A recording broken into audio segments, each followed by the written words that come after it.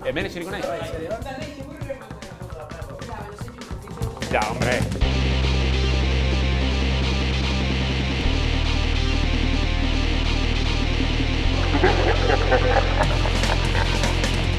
Kritika onak dituen, baina zuri gustatzen ez zaizun fikzio bat, La Casa de Papel. Iruditzen zait, azken urteetan gehien puztu da telesaila. Zein aktore da zure crusha? Jose galdera zaila, egia esanen naiz oso. Bere garaian Cameron Diaz, baina pixka eta hau zarruno gelditu zait.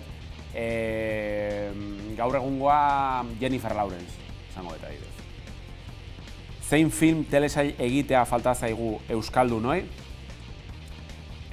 Bueno, nik uste denik eta gure buruaz barre egiten duen telesail bat, umore beltzarekin, umore deserosoarekin, eta inolako zurikeriari gabe nik uste, edo zuri puntu horretatik erabat aldentzen dena. Inoiz kritikarik egin alduzu filma telesaila ikusi gabe?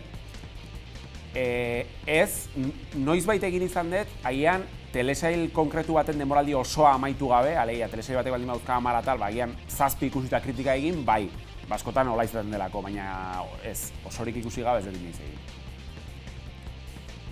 Modu piratan ikusten alduzu edukirik, bai, ni naiz plataforma guztietara arpide dutanago, baina naiz Euskal Herriko piratarik handiena zalantzarik gabe.